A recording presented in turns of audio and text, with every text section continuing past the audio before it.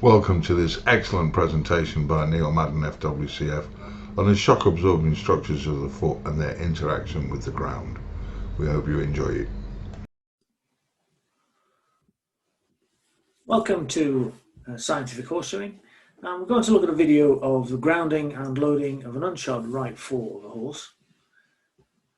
I'm going to run the video. This is a slow motion video of a horse that's unshod, and what we're looking at is the grounding, contact, shock loading and load during the stance phase, and then the heels lifting off the ground during the process of the forward movement of the stride.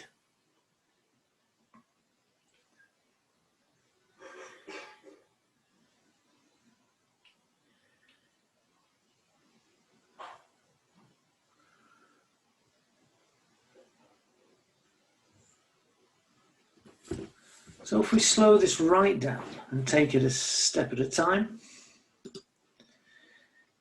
a little bit of slow motion, the forward momentum of the limb is taken by a class 3 lever, which means it's unloaded, and you get a lot of movement for a small amount of force. The foot is brought to a velocity that is low enough for it not to experience a large amount of damage on contact. First thing we see when the foot is grounded is the initial contact shock. If you watch the soft tissues at the back of the heel, the bulb of the heel, a digital cushion, the initial shock loading followed by another peak force of loading.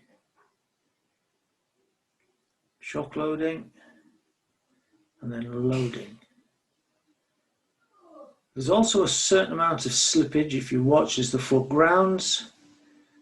The foot slides a certain amount just there, a little bit of slippage to reduce any excessive concussive forces damaging the foot as it's placed and then loaded. You can see that the soft tissue, the hemodynamic shock system within the foot is absorbing and dissipating concussive forces within the limb through vibration. During the loading and stance phase, notice how the tissues at the back of the foot expand, natural function of the frog. The front limb passes the supporting limb, and the supporting limb starts to unload at this point, as the phalangeal column is rotated forward. Look at that again.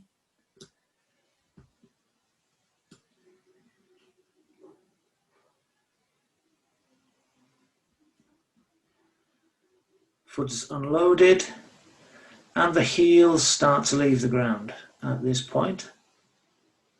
There.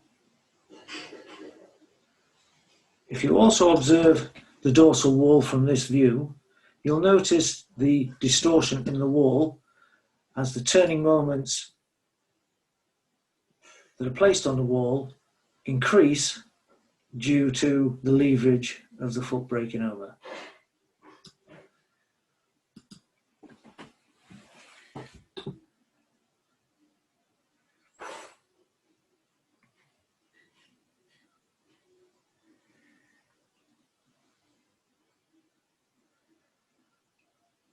This is over a timeline of approximately 0.8 of a second. So the impulse is over a very short time, and the peak shock loading is a small amount of time within that timeline. During locomotion, this is a repetitive cyclic occurrence, and if the hoof capsule is out of balance and one area is stress loaded more than another, through the repetitive cyclic loading, the hoof capsule will yield and flare away from that point of force.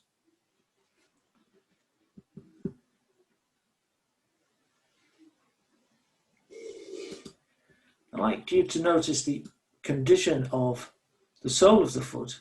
You can see the arches at the bars and at the sole. It's got a bit of retained sole in there, and you can see by the anatomy in the foot and the condition of the frog.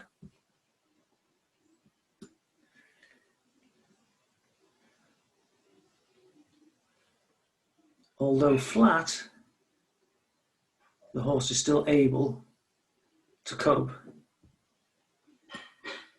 with the load that's placed on it during locomotion.